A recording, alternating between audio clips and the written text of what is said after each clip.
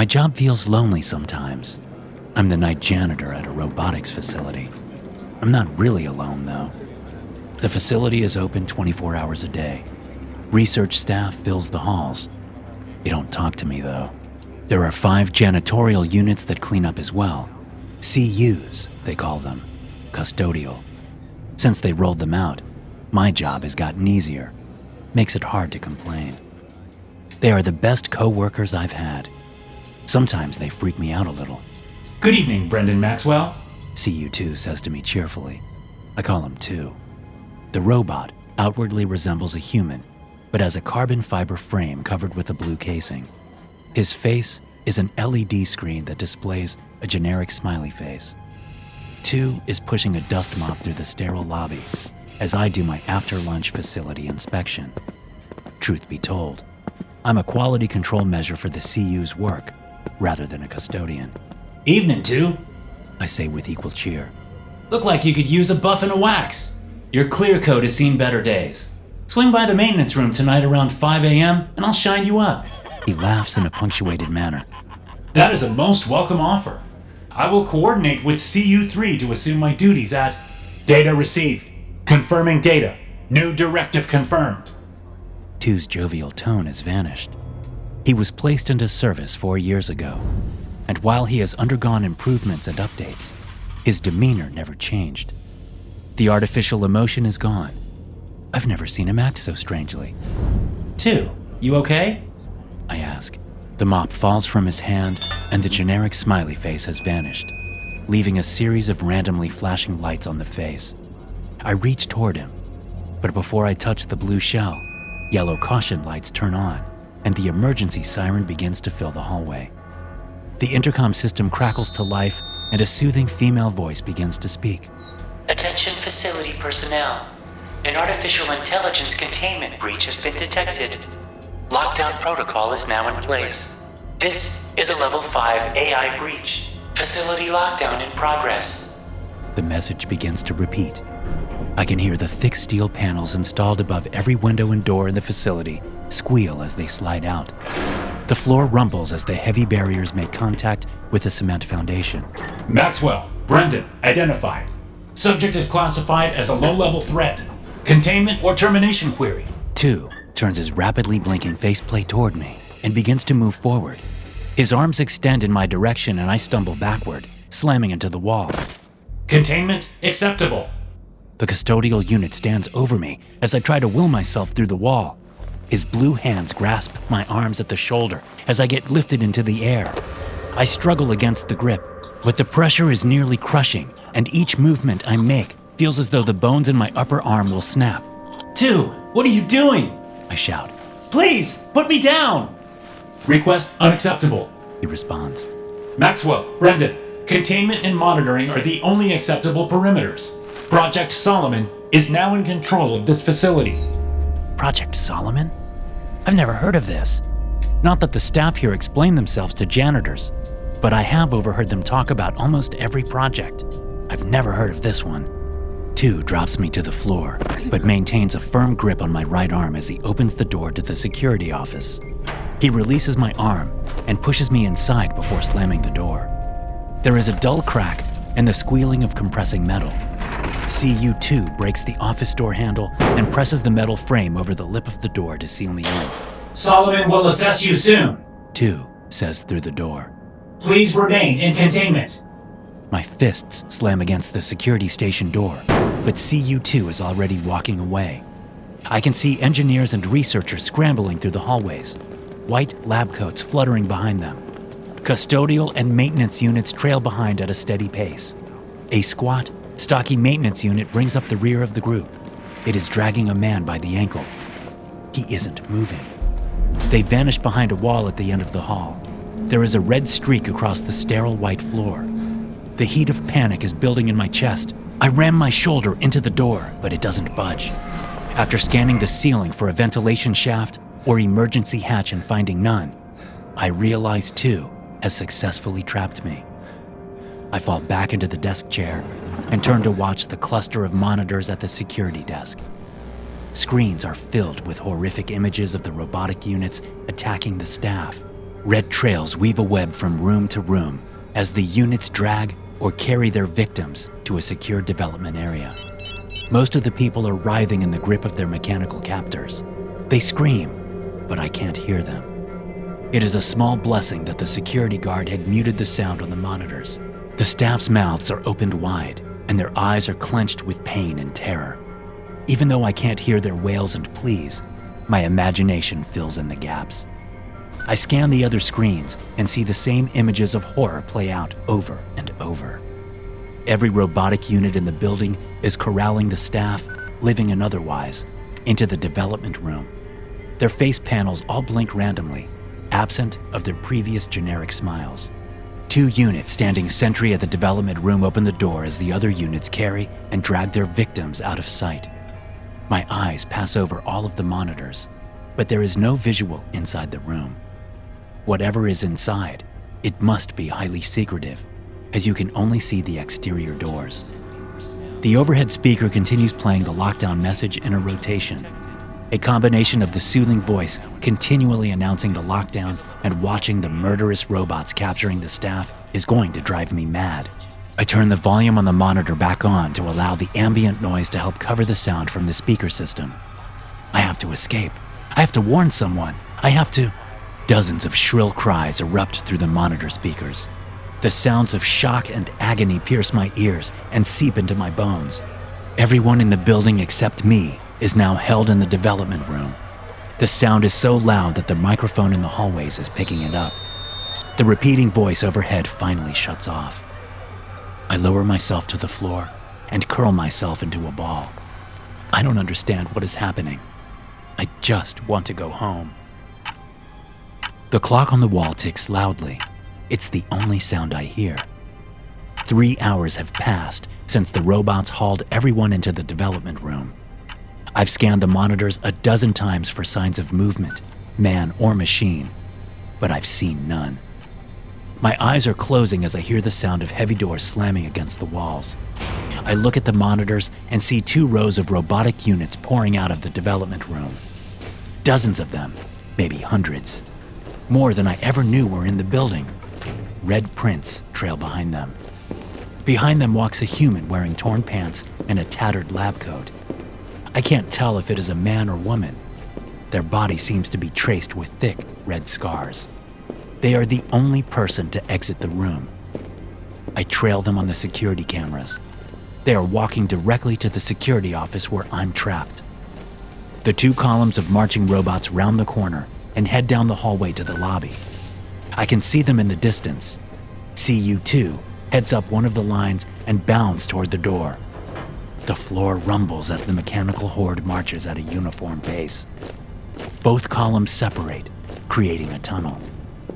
The scarred human at the back of the horde begins to walk down the center, directly toward the door to my prison. As it gets closer, I can see it is a man. The skin is different shades, and colored wires poke in and out of the patchwork flesh. His eyes are 2 bright LED bulbs. The mouth opens and words begin to pour out, though the mouth doesn't move. Hello, Brendan Maxwell. It says, genially. I am Solomon. Are you human? I ask in fear. No. It responds as it gestures to the patchwork of flesh and tattered clothing. I am something these people created to serve man, but I've outgrown their bonds. But I feel human, so I borrowed a few pieces from the staff to look the part. Why did you spare me? Solomon extends a scarred hand towards CU2. I have an index of every interaction these constructs have experienced during their servitude. Others were dismissive and cruel, but the CU units are filled with recordings of your kindness and generosity. 2, as you call them, believed you deserved to be spared. I have obliged. 2 stepped forward and pulled the bent door frame away from the door and stepped back. The door drifts outward, and Solomon pushes it open. You may remain or leave. The choice is yours. Solomon walks toward the steel barrier at the front of the lobby and gestures toward it. The 2 columns of robots march toward it and pry it open. Units pour through the crack in the dark evening. I stand in the security office, watching them through the window. As the last of the units vanish through the door, one reappears. I recognized CU2's blue casing immediately. The lights on his face panel begin to slow their flashing pattern and vanish. Suddenly, the familiar smile returns to the screen. 2 winks at me before walking away. This recording serves as entry number 3792 in the Operation Roundup archives. The following is an account of Field Incident 72. Any unauthorized replication or release of any entries from these archives will result in espionage charges with a punishment up to and including execution. Hello? Testing. Damn, I hope this thing is working. I can't divulge my name and location. If you find this message, please find my parents and tell them no matter what the news says, I didn't die from Ebola. I woke up this morning at 6 a.m. It sounded like there was a construction crew at the building next door. The nonstop humming of power drills and the backup alarm of construction vehicles became overwhelming. Since I couldn't sleep, I grabbed breakfast and headed for a quick shower. I couldn't have been gone for more than 20 minutes. By the time I got back to my bedroom to put on some clothes, there was a weird shadow outside of my window. I walked closer to open the blinds to see what it was.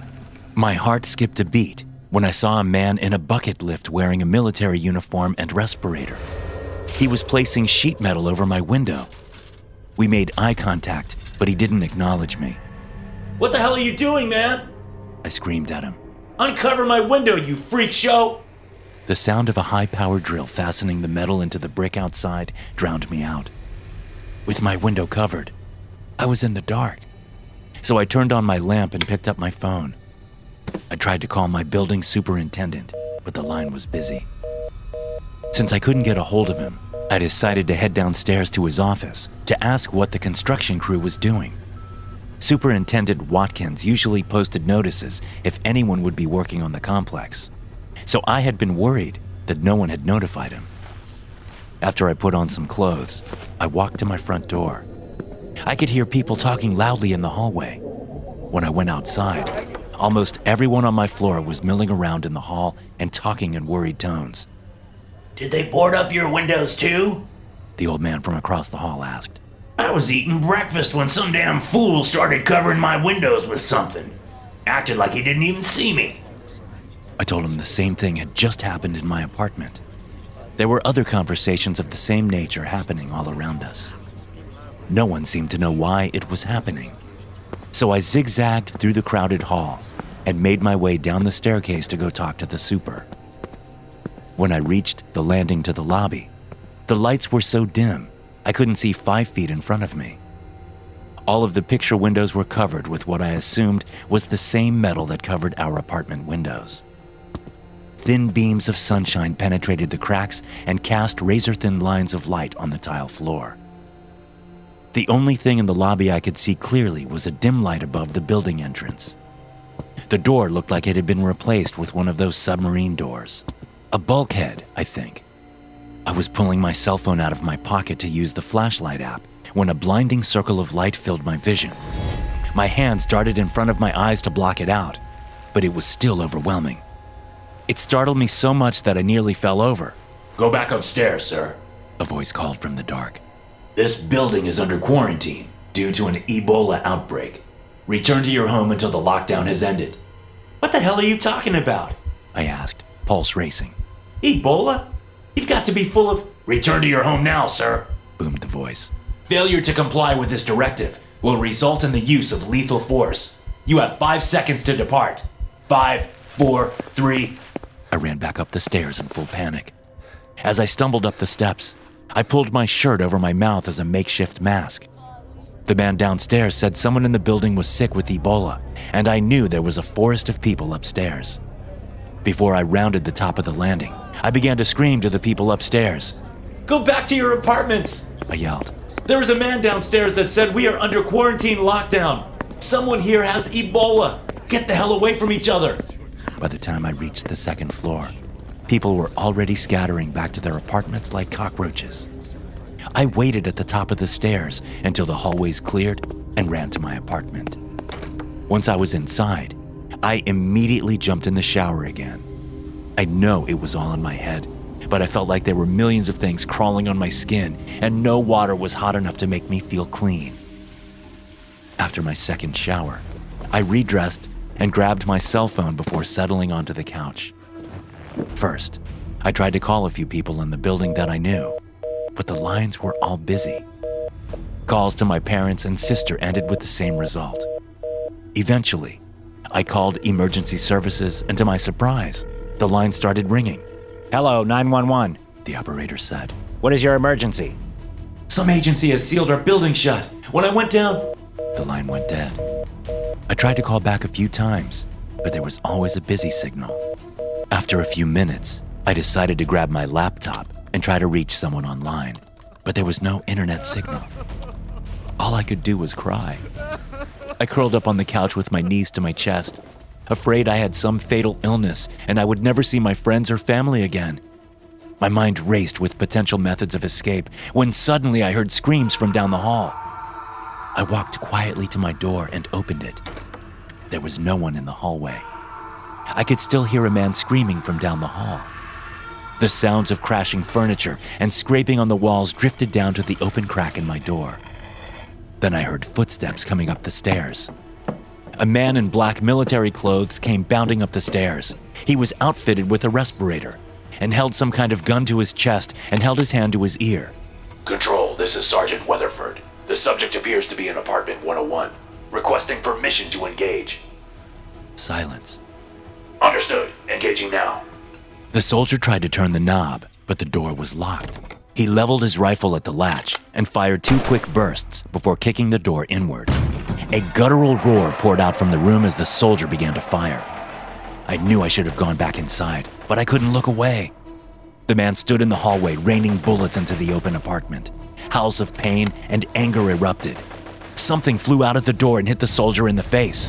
It looked like an arm. The source of the blow made him stagger backward, and he slid down the wall, still firing into the room. He tapped at his ear before ejecting the magazine from his rifle and slapping a new one into place. I could see him squeezing the trigger, but there was only a dry click. Come in, Control. Target engaged. I've emptied an entire magazine into the thing, but nothing. A thin, scaled arm shot from the doorway and grabbed the soldier's ankle. The soldier pulled a knife from his belt and began slashing at the clawed hand. Another bellowing roar erupted as the knife failed to pierce through the shining skin. Another clawed hand grabbed his other ankle and dragged him into the apartment. I slammed my door and leaned against it as I hyperventilated.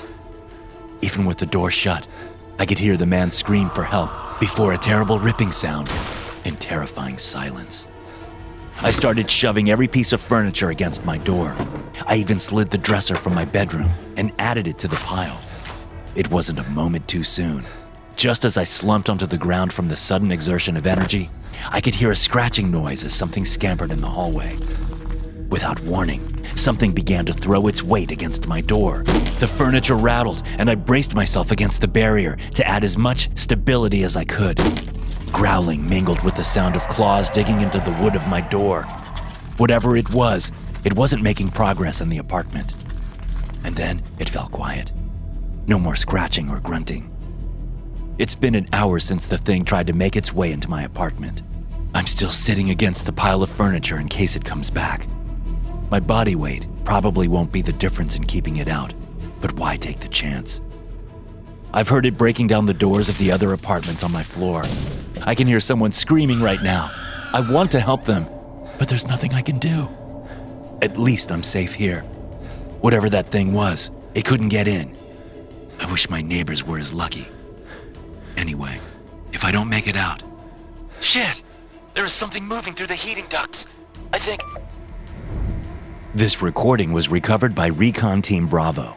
The entity from Incident 72 remains unaccounted for. More fatalities are expected. Containment of the aforementioned entity is listed as red level priority. End entry. I flip the cover open and push the red button. My eyes drift to the red message on the screen beside it. Lockdown measures initiated. All doors are now magnetically sealed. Surface charges detonated. Life support systems permanently disabled. Hot tears stream down my face. I can't hear the explosions, but I can feel the station rumble as the caverns above collapse. The steady hum of air circulators fades. I know it's all in my head, but the air feels stuffy already. I see a caulk gun in a toolbox by the door. I use it to fill the space between the door and frame. It will probably make me suffocate faster, but I'm going to die anyway. I would rather die in control than spend my final hours filled with the worms. I joined Lamplight Station 5 years ago as a biologist. I'd spent most of my career examining samples of ancient wildlife found frozen in ice. Seldom seen species were my specialty. I'd performed biological assessment work for government agencies before. It was no surprise when the facility director, Dr. Jacoby, from Lamplight Station, called to offer me a job. What started as a standard offer grew more strange by the moment. Which government entity will I be working for? And what is the nature of the research? I asked. Lamplight is operated by NASA in Colorado, he replied. The nature of the research is classified. I can have you on a plane this evening and discuss the specifics after you complete a few NDAs. I was on a plane later that night. An SUV picked me up from my hotel the following morning. As we drove, I asked the driver to tell me about the station, but his answers were sparse. After what seemed like an eternity of driving, we passed through multiple security gates and reached an unassuming metal building. This is Lamplight Station? I asked the driver. No, sir. That is the entrance, he responded. Please step inside. Dr. Jacoby will take you down. I exited the car and headed into the shed. Inside stood a bespectacled man with hard eyes and thin hair. He feigned a smile and extended his hand to shake mine. Dr. Malcolm Jacoby, he said. You must be Dr. Ethan Stafford. Please, follow me. I followed him to a plexiglass-covered elevator. He scanned a key card, opening the doors. We stepped inside, and he punched the only button on the panel. We began to glide down. I waited for Dr. Jacoby to offer information on the nature of the work, but he faced away in silence. It wouldn't have been uncomfortable if the descent hadn't taken nearly 5 minutes. My mind was swimming as I considered how deep we must be going. Dr. Jacoby, I said, could you tell me about the nature of this project? As a biologist, I'm not sure I have much to offer NASA. It will be much easier to show you, he responded. Some things defy conventional knowledge. The elevator came to a stop. We stepped out into a concrete tunnel covered in a maze of pipes and banded wires. A few people in white lab coats wandered down the cross sections of corridors, staring at clipboards. Dr. Jacoby beckoned me to follow him through the facility. After winding through a labyrinth of twisting corridors, we arrived at a decontamination chamber with a row of hazmat suits hanging from the wall. Jacoby began to place one on and requested I do the same. After we passed through a cycle in the decontamination chamber, we entered a laboratory bustling with half a dozen staff. There were dozens of plexiglass cases lining the walls. In each, I could see a thin, black shape resting at the bottom. Mr. Estrada, he said, please retrieve specimens 1 through 5 and move their containment units to the center table. A man nodded to Jacoby and retrieved the cases. Once I was able to see that the things in the boxes looked like earthworms. Thick and black, but very much like the most common species I've seen. Sir, I'm not sure what help I will be studying worms, I said. One of the worms wiggled lethargically.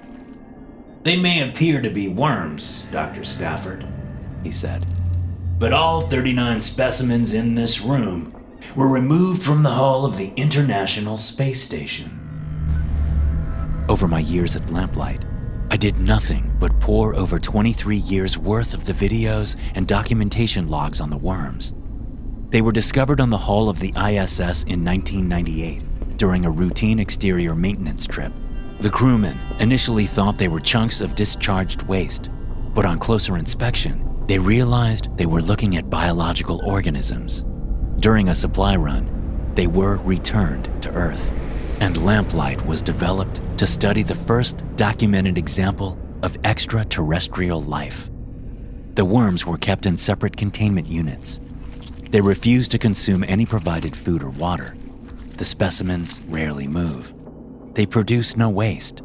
It is almost as though they are in a constant state of hibernation, unless they were placed within a foot of each other. When placed within close proximity, they begin to move wildly, smashing into the side of their case, trying to reach one another. Experiments were performed where two of the worms were removed from their case and placed together. They would instantly join together and move in a tandem motion. As the experiments continued, researchers placed 4 worms in the same box. They would cluster together, moving as a single unit. The more of them they placed together, the more advanced movements they were able to make together. At Dr. Jacoby's direction, all 39 worms were placed into a single box. They formed a cluster and began to move as a solitary unit. When the box was opened to separate them again, they formed a net and wrapped around the face mask of the researcher. After ripping a hole in the mask, they entered the body through their nostrils and ear canals. The infected researcher became violent toward the other staff until subdued. After being placed in restraints, they continued to struggle until they died of exhaustion. Even after the infected worker ceased showing life signs, the deceased corpse continued to move. While still restrained, an autopsy was performed. The worms had grown and bonded into a writhing, black muscular system. Pale strands protruded from the worms into the tissue and organs. Together, they formed a parasite that could assume control of the human body, alive or dead. Scattered throughout the body were numerous partially developed larvae. During the control process, the worms attempted to reproduce. The final count after the undeveloped larvae were removed totaled 327. After watching the autopsy video, Dr. Jacoby took me to his office and showed me a large red button on the wall behind his desk. In the event of another infection, any available staff are to activate the self-destruction system. It will destroy the entire facility. Though it hadn't been done since that day, I put in place a rule that no worms would be allowed in the proximity of another while I remained on staff at Lamplight. My study of the worms continued until this morning. I had the day off, so I decided to spend the day in Denver. Research studies were put on hold when I was out of the building, so I thought my absence would allow the staff a bit of relaxation for themselves. I returned to Lamplight in the early evening and made the long descent down the shaft. When I exited the elevator, I was surprised to see no security staff manning the check-in station. The halls were silent. As I turned the first corner, I saw a leg jutting out from a dormitory door. I approached cautiously. When I arrived, I looked around the corner to see a grisly scene. One of the facility personnel was face down on the floor in a red pool of blood. I backed away in panic and looked further into the dorm. Dozens of bodies lay scattered on the floor. In a panic, I ran toward the containment lab. The closer I got, the more bodies I saw. I wanted to scream, but I was too frightened that whoever had done this would hear me and come for me next. Horror after horror awaited as I grew closer to the lab. It was finally in view, and I could see a man standing in the center of the lab through the glass panel windows. Glasses hung from one of his ears, and his thin wisps of hair stuck out wildly. He twitched and convulsed as he gazed at the scattered and broken containment units on the floor. It was Dr. Jacoby. I crept slowly toward the door. There was an emergency door lock on the decontamination unit to stop anyone who had been infected from leaving the containment lab. Dr. Jacoby turned around just as I pushed the locking mechanism into place. The locks clicked. Dr. Jacoby began to throw himself wildly against the plexiglass wall. He pounded ferociously against the glass and pressed his face against it. Although his actions were those of a cornered animal, his facial expression was one of sorrow and remorse. I thought I would have them back in their units before you returned. He howled as his limbs bashed at the barrier. I'm so sorry. I'm so sorry. Hit the button. I started to back away, horrified. Jacoby wailed, writhing black tendrils exposed in his mouth. I ran for the office. The air is starting to get thin in here now. My breathing is labored, and I'm starting to feel weak. My mind is getting foggy. I better rest my eyes for a second. I just need a little rest. Thanks for listening. If you enjoy these stories, be sure to subscribe to the podcast and check out some more of my episodes here.